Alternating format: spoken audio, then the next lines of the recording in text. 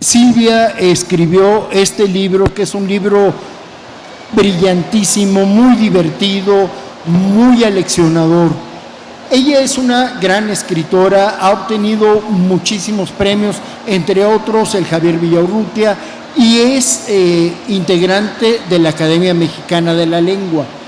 No había frecuentado la novela histórica y esta es uno de los primeros, al menos que yo conozca, uno de los primeros trabajos acerca de esto, y me parece que es un acercamiento a Matamoros, primero absolutamente original, porque es a partir de la voz de un hijo adoptivo de Matamoros, y entonces empieza a contar de atrás para adelante la vida de este gran héroe de la independencia de nuestro país.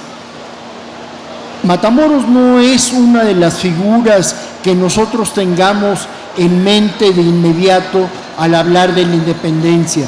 Hablamos de Morelos, hablamos de Hidalgo, hablamos de otros, de Guerrero, de otros héroes de la independencia. Sin embargo, Matamoros tuvo un papel, ya les platicará Silvia de esto, un papel fundamental en el triunfo militar de la Guerra de Independencia. Matamoros era considerado el brazo derecho, el estratega militar de Morelos. Morelos que tuvo una campaña militar absolutamente brillante y que ese triunfo del ejército comandado por Morelos fue fundamental para el triunfo de la independencia.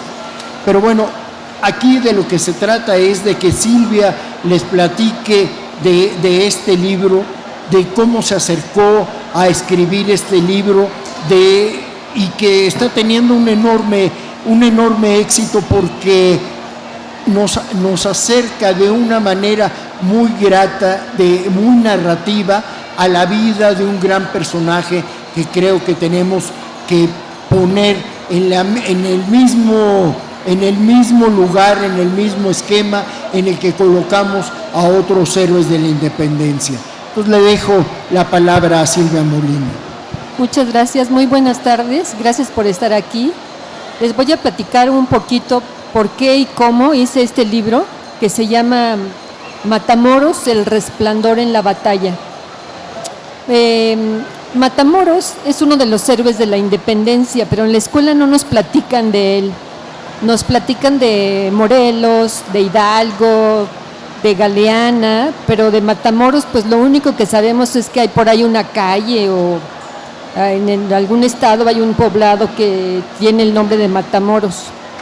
Y yo un día me encontré el juicio que le hicieron a Mariano Matamoros los españoles cuando lo detuvieron, y me dio curiosidad por leerlo, y me di cuenta que los realistas, o sea, los españoles, el ejército realista y la iglesia española, le tenía como respeto en ese juicio, mientras que a Morelos y a Hidalgo le sacaron todos sus trapitos al sol y les dijeron incluso cuántos hijos tenían y todo lo que habían hecho. A Mariano Matamoros le hablaban de usted y le decían licenciado Matamoros por aquí, licenciado Matamoros por allá. Entonces me interesé en el personaje y en una biografía que venía de presentación de Mariano Matamoros. Y los datos biográficos los había tomado quien había publicado este juicio de una disque hija de Mariano Matamoros. Y yo creí que tenía una hija, y después, investigando, me di cuenta de que esta señora no era hija de Matamoros, sino que quería que el gobierno le diera una pensión. Se apellidaba Matamoros, pero se hizo pasar por hija de Matamoros. Y pues me dio más curiosidad, de saber qué es lo que había hecho Matamoros. Y así empecé a leer, y un trabajador de la biblioteca del Colegio de México me prestó un libro sobre Matamoros que tenía, más que una historia sobre Matamoros, lo que tenía eran los datos, había recopilado todos los papeles importantes de la vida de Matamoros, por ejemplo, su acta de nacimiento, el acta de nacimiento de sus papás. Tuvo 14 hermanos y las actas del nacimiento de los 14 hermanos, los papeles porque era cura, como Morelos e Hidalgo, y de cuando había entrado al convento y todos sus pasos en la iglesia. Era un libro realmente muy interesante porque era documental. Y un amigo mío y compañero de trabajo, que se llama Alejandro Rosas, que a lo mejor ustedes lo conocen porque ha escrito mucho de divulgación de la historia, me dijo que una editorial iba a hacer una serie de libros de difusión sobre los héroes de la independencia y de la revolución, porque esto fue en el año 2010. Y le dije, yo me gustaría hacer la biografía de Mariano Matamoros, y empecé a escribir cuando me habló por teléfono y me comentó que se había terminado el proyecto y que no iban a hacer los libros. Y le dije, mira, no te apures porque yo ya, la verdad es que ya empecé y voy a hacer una novela sobre la vida de Matamoros. Y estaba realmente muy interesada porque yo no sabía todo lo que había hecho Matamoros en favor del ejército insurgente. Es decir, Matamoros fue cura que durante el tiempo... ¿No se oye? Bueno, es que tiene mucho eco, ¿verdad? Pero es la situación en la que estamos, no es el micrófono. No estaba muy bajo. ¿Ah, sí? Sí. Y todo lo que había hecho Matamoros en favor del ejército insurgente. Matamoros en realidad no quería entrar a la guerra de independencia. Él vivía en Jantetelco, a Morelos ahora, y estaba muy contento en su iglesia con los feligreses, pero todo el mundo sospechaba, especialmente el ejército, que él se iba a ir a la guerra de independencia, y entonces lo mandan a apresar, y Matamoros se entera y decide huir, y se lleva de Jantetelco, este pueblo que les platico, se lleva a los principales de ahí, que lo apoyan, no solamente con su presencia y sus caballos para la guerra, sino con dinero, y alcanza a Morelos en Izúcar de Matamoros, que está muy cerquita de ahí. Y cuando le toca la primera batalla, casi al día siguiente, o sea, pasan 2 días y le toca la primera batalla, entonces Matamoros se da cuenta de que ni los que mandan saben mandar, ni los que se supone que deben de obedecer pueden obedecer. Primero porque no eran soldados nadie, habían recogido indígenas que hablaban náhuatl o que hablaban otomí, no entendían el español, y los que hacían como jefes no eran soldados. Entonces le dice a Matamoros que él va a hacer del ejército insurgente un gran ejército, y lo logra. Lo primero que hace ahí en Izúcar de Matamoros es hacer pólvora y armas, porque tampoco tenían. Y además, fíjense qué interesante, les hace uniformes y les enseña las ordenanzas militares. Las ordenanzas militares son todos los mandos. Por ejemplo, si suena la corneta así, es que quiere decir avanzar, o si suena la corneta de tal forma, quiere decir retroceder. Todas esas cosas que el ejército debe de saber, se las enseña, y viste a todo el ejército. Incluso le da a Morelos ese uniforme que muy bonito, uno rojo con el que sale en los cuadros y los que vemos en los libros de historia. Él, digo, no personalmente, sino que a las mujeres que están ahí les dice cómo quiere los uniformes, y los uniformes se hacen. Y una vez que ya preparó al ejército, él mismo toma para sí un regimiento. A su regimiento le pone San Pedro, porque así se llamaba la iglesia de Jantetelco donde él estaba, y la advocación de esa iglesia estaba a nombre de San Pedro. Y lo más chistoso también, lo más bonito, es que él hace una bandera para su regimiento de color rojo y negro y dice inmunidad eclesiástica, es decir, que a los curas no les deben de hacer nada. Claro que a los realistas, al ejército del virrey, no le interesa lo que digan, van tras ellos de todas maneras. Bueno, al poquito tiempo lo que les toca es llegar a Cuautla y ¿se acuerdan que Cuautla la sitiaron? Se llama históricamente el cerco de Cuautla. Estuvieron ahí 90 y tantos días y no tenían agua, los realistas cortaron el agua, no podían salir por alimentos, no nada, y estaban en muy malas condiciones. Y lo que hace Matamoros, que era muy buen estratega, es romper ese cerco, es el primero en salir de ahí para ir por alimentos. Cuando él regresa, la verdad es que ya no pudo entrar, pero se entera de lo que han sufrido los que habían evacuado a todas las mujeres, a todos los niños y a todos los ancianos. Y la gente que quedaba ahí no tenía ningún tipo de alimento y se comían hasta la suela de los zapatos. Ahí está documentado que para entretener el hambre iban mordiendo la suela de los zapatos o la piel, el puro cuero.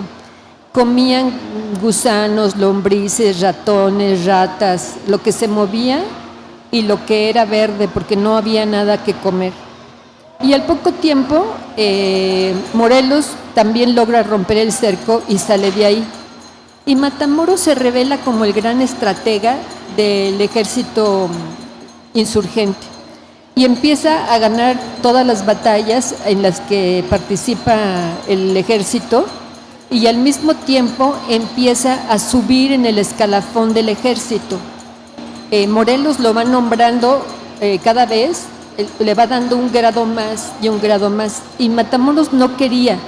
Él se conformaba con que el ejército ganaba porque no quería provocar la envidia de sus compañeros, porque había muy buenos soldados, digamos, gente que se había unido al ejército de Guerrero y de otros estados de la República, y él no quería provocarlos, pero pues no le queda más remedio que aceptar, porque le da Morelos los grados y no puede desecharlos. Y así ganan muchas batallas muy importantes. Y lo contradictorio de todo esto es que después de las batallas lo que va sucediendo es que dan una misa de acción de gracias. Era para mí, cuando yo leía eso, pues me resultaba muy contradictorio, porque decía, bueno, matan gente y después dan una misa para agradecerle a Dios que ganaron la batalla, pero pues ya se echaron ahí a un chorro, ¿no? Y así pasa hasta que llegan a una hacienda huyendo de los realistas, y cuando llegan, Matamoros le dice a Morelos que ahí no se pueden quedar, porque era una hacienda que estaba en la parte baja, la hacienda ahí no me acuerdo cómo se llama. Bueno, el caso es que estaba en una parte baja y alrededor en lo alto había unos montecitos de donde podían perfectamente bien ver los realistas lo que estaban haciendo. Y todos le piden a Morelos que se vayan de ahí. Todos le piden a Morelos que se vaya, y Morelos, necio, dice que no, que ahí se queda. Y la verdad, no se quiere ir a la hacienda que le piden, porque el dueño de la hacienda, que también era soldado, estaba a punto de cosechar, y como el ejército estaba muerto de hambre, tenía miedo de que llegando el ejército se acabara su producción. Logran convencer a Morelos de que se vaya de ahí y se quedan Matamoros, y Matamoros sabía que ahí los iban a matar o los iban a prender, y así pasa. Se salva Morelos y parte del ejército, y los que se quedan ahí, la mayoría mueren. No hay manera de salir, porque el único lugar por donde se sale es por donde pueden entrar los realistas y están rodeados. Y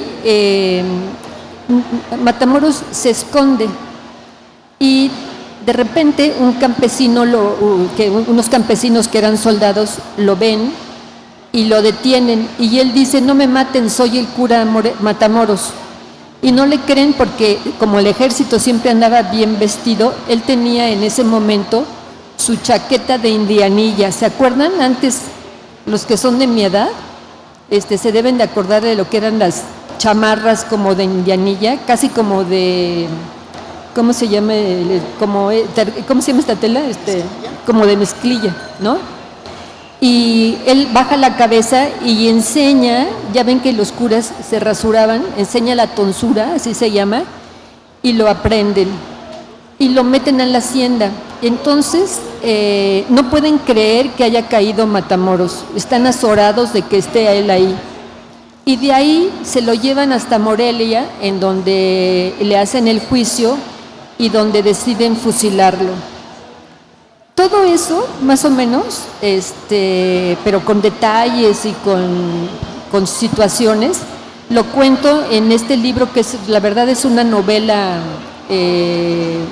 histórica o una biografía novelada, de una manera muy sencilla, porque cuando sale de Jantetelco, de la parroquia donde él estaba, que se llevó gente, después le pusieron a la parroquia, tiene una placa y dice: de aquí salió Mariano Matamoros en tal fecha, salió en el 11, con fulano, sutano, perengano, y también dice ahí Apolonio Matamoros. Y yo pensé que Apolonio Matamoros podía ser su hijo o un hijo adoptivo. Me convencí de que no había sido su hijo, porque cuando le hacen el juicio jamás le tocan el tema, mientras que a Morelos y a Hidalgo le sacan a relucir más hijos de los que reconocía, sabían perfectamente bien su vida. Y por el respeto que le tenían, Matamoros en el juicio siempre dice: yo siempre hice en la guerra mi papel de sacerdote, porque lo que yo hacía era dar los santos sacramentos a los moribundos y desobedecer muchas veces las órdenes de Morelos. Cuando Morelos le decía, atrapaban a un regimiento de los realistas y Morelos le mandaba a decir que mataran a todos, Matamoros no obedecía y le dice a sus captores, dice: yo por ejemplo en tal batalla de 300 que quería Morelos que matara, maté a 2. Y los maté porque ya se iban a morir de todas maneras y evité su sufrimiento porque estaban muy mal. Y por eso los realistas, la verdad, se van quedando impresionados de este cura que en realidad no era como los otros. Todo el mundo quería estar en su batallón, el batallón de San Pedro, porque era muy exigente y sabían que por la misma exigencia no iban a morir. Les prohibía, por ejemplo, a diferencia de Hidalgo, les prohibía robar. Estuviera muerto o estuviera viva la persona atrapada, digamos, capturada. Y si alguien se atrevía a robar algo, una moneda o un anillo o una medalla, hacía 2 filas así de soldados, como de 200 de cada lado, con un palo cada uno, y tenía que pasar el que había robado por ahí y todo el mundo le iba dando de palos, o sea que quedaba casi moribundo. Pero eso los obligaba realmente a ser honestos, porque él decía: dicen que robamos y para que no tengan la menor duda no vamos a robar, porque la iglesia y los realistas acusaban a los soldados insurgentes de todo lo que podían, de todos los males, de todo, bueno, hasta de epidemias, ¿no? Y él decía: nosotros no robamos, lo que nosotros queremos es una vida justa. Los curas, por ejemplo, los criollos, los que habían nacido aquí, no podían ascender en el escalafón de la iglesia.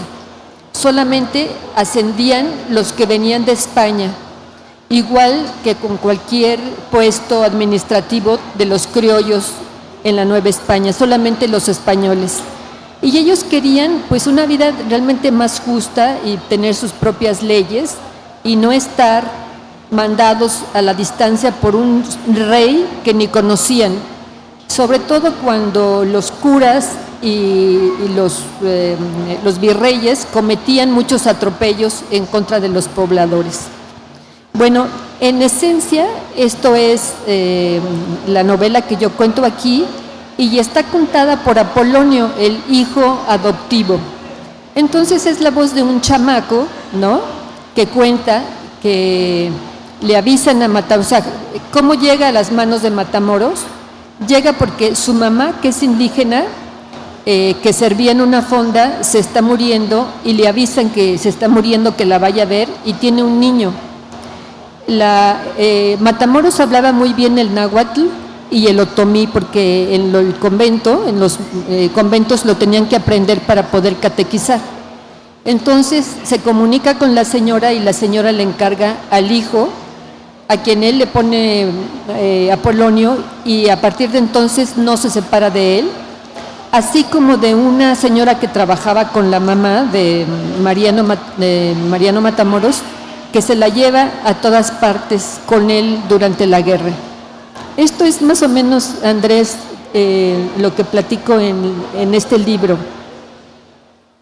Como ustedes pueden escuchar, este libro nos acerca a una parte de nuestra historia que es verdaderamente entrañable. Este libro inaugura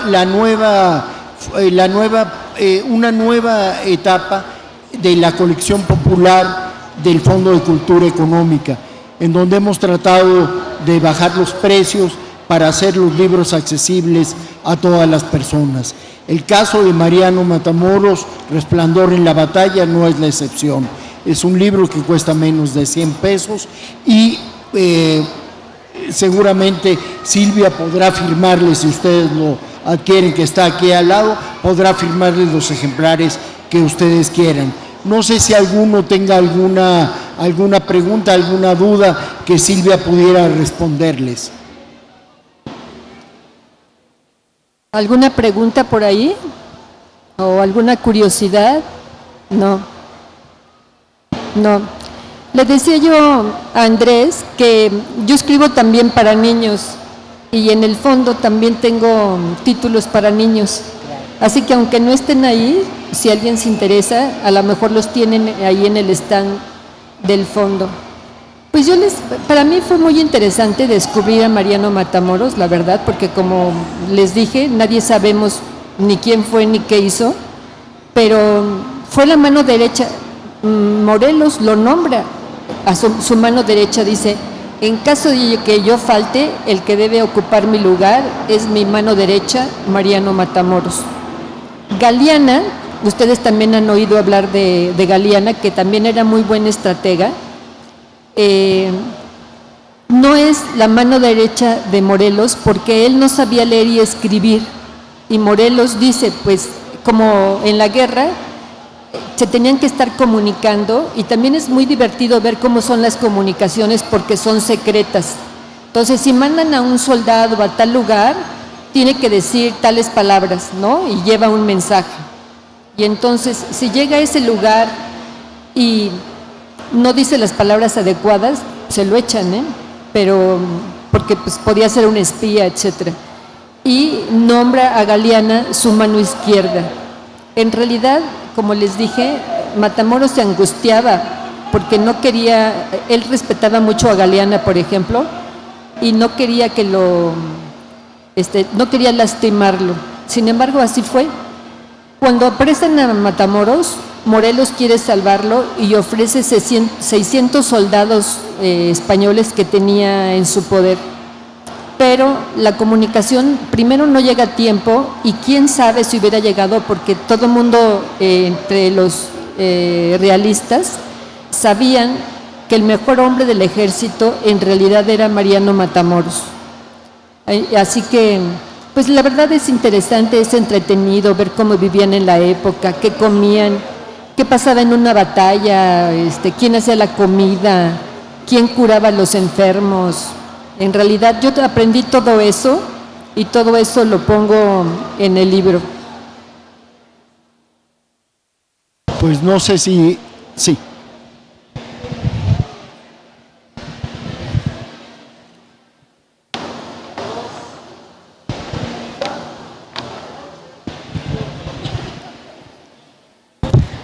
Bueno. ¿Sí se oye? Ah, bueno. Bueno, muchas felicidades, Silvia Molina. Y porque eso es muy bonito, ¿no? Conocer la historia y conocer nuevos personajes, aparte de Villa, Zapata, Hidalgo, pues ya hay otro, ¿no? María Matamoros, Galeana, ¿no? Pues ojalá y se interesen más historiadores o literatos para realizar esta importancia, ¿no?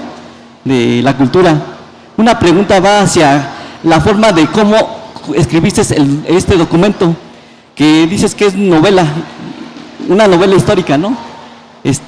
Entonces, ¿qué diferencia tenías que realizar si fuera una biografía? Por ejemplo, si sería enfoques a las fuentes bibliográficas, o tendrías que hacer también trabajo de campo o puro gabinete.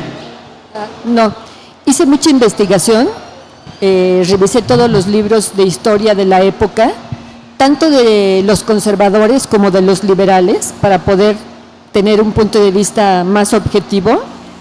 Pero sí hay mucha imaginación en la descripción. Por ejemplo, yo no había ido a Jantetelco, a este lugar de donde él sale, y curiosamente me lo imaginé tal cual es. Entonces, fíjate que el papá de Mariano Matamoros tenía recuas, tenía muchas mulas porque era comerciante. Tenía muchísimas, pero bueno, muchísimas, ¿eh? Y las recuas lo que hacían era comerciar o llevar noticias, o eran los carteros de la época.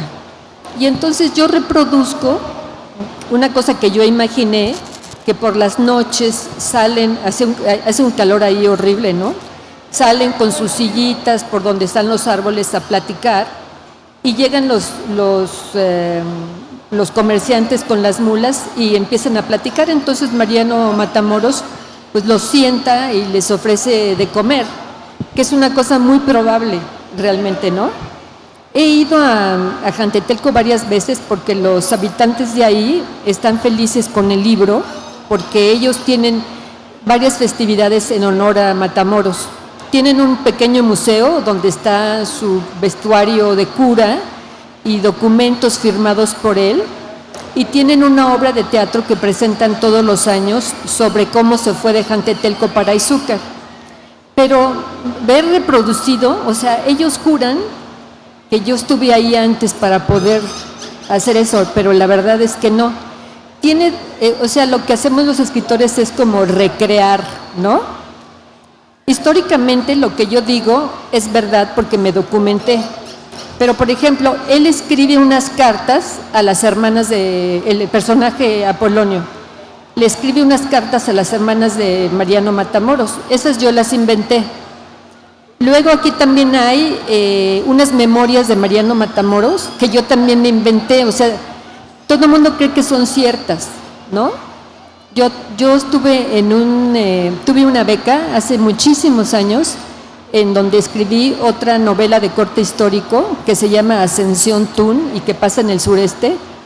Y me acuerdo, uno de mis profesores era nada menos que Juan Rulfo. Y me acuerdo que Juan Rulfo me decía, pero Silvia, ¿cómo le hace para meterse en la mente de un señor? Y le decía, pues igual que usted, ¿no? Entonces, pues sí, invento algunas cosas, pero sin salirme de la raya, digamos, ¿no? No puedes inventar que voló el señor porque pues nadie lo creería, pero sí puedes inventar una fiesta familiar, porque las fiestas familiares son universales, ¿no? Muchas cosas así, pues las saqué de mi mente. Muchas gracias. ¿Alguna otra pregunta?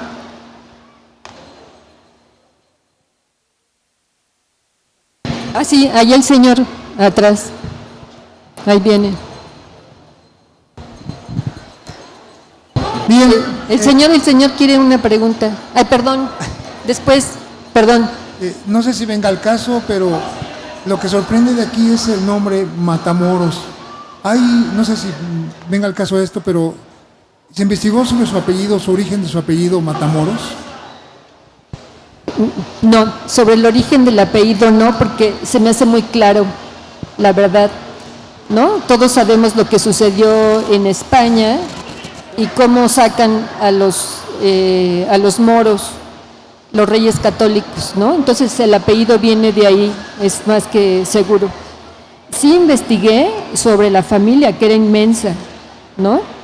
Y además todo el mundo se equivocaba en ponerle el segundo apellido, siempre lo ponían mal, siempre tenía problemas cuando tenía que arreglar algún papel, porque le ponían otro parecido, pero no le atinaban, ¿no? Pero sobre Matamoros, pues seguramente uno de tantos que mataba a los moros, ¿no? Quisiera preguntarle, y si usted tiene información para abundar, hay estudios más recientes sobre el periodo y hay varios textos sobre los Guadalupes, que era toda esa red clandestina, conspirativa que tenía la Ciudad de México. Ahí se hace referencia que la comunicación que tenía José María Morelos y Pavón con los grupos conspiradores en las diferentes ciudades, no nada más en la Ciudad de México, era a través de Matamoros precisamente. Él era el encargado de toda la comunicación epistolar, eran los que organizaban quién llevaba y quién traía la información. No sé si usted pudiera ampliarnos este dato. Gracias. Pues sí, en realidad Mariano Matamoros, como les dije, por el hecho de saber leer y escribir, era el que comunicaba todo. Y este grupo de los Guadalupes era un grupo, digamos, anónimo, que efectivamente operaban de una forma secreta y a través de los mensajes informaban, eran informantes. Y lo más impresionante de todo es que en el juicio le preguntan a Mariano Matamoros nombres de quiénes eran los Guadalupes, ¿no? Y él dice, no lo sé, porque por ejemplo le dicen, en Izúcar, ¿quién le dio dinero? Entonces él dice, pues el dueño de la hacienda de no sé qué, que se llamaba fulano de tal. Pero cuando le preguntan de los Guadalupes, casi lo torturan en realidad para que dijera los nombres, y él dice, no lo sé, son los Guadalupes. Pero ¿quiénes son los Guadalupes? Los Guadalupes, no lo sé. Quizá algunos eran conocidos realmente, ¿no? Pero él no logra, bueno, no logran más bien decir que Mariano Matamoros dijera los nombres. Sí, tristemente, dice los nombres de algunos otros que estuvieron comprometidos, pero de los Guadalupes no lo logra. Gracias.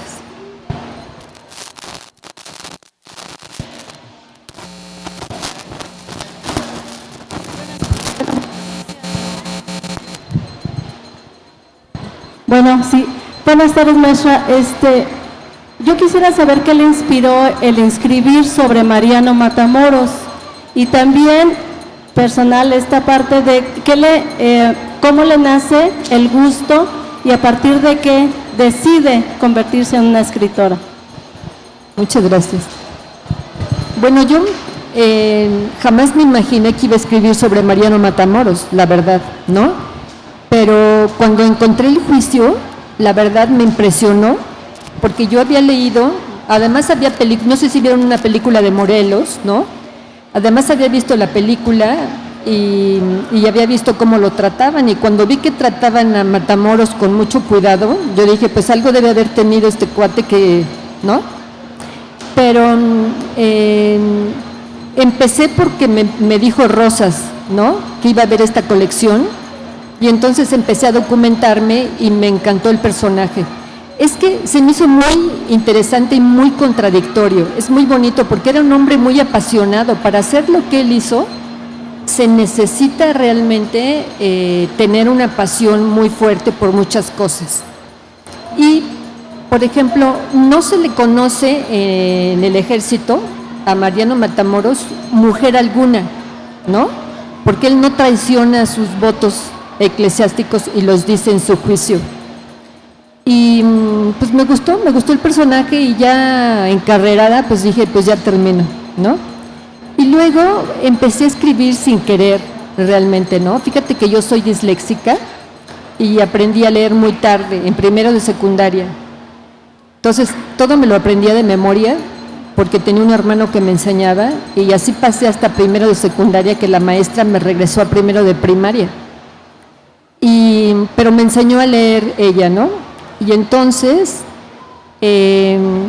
tampoco me gustaba leer porque leer era un tormento. Toda mi infancia era horrible, horrible, horrible, porque todo el mundo quería enseñarme a leer, pero todavía no se sabía qué cosa era la dislexia, ni que lo que yo tenía era dislexia, ¿no? Simplemente decían que eras tonto o mala persona porque pensaban que eras como rebelde, ¿no?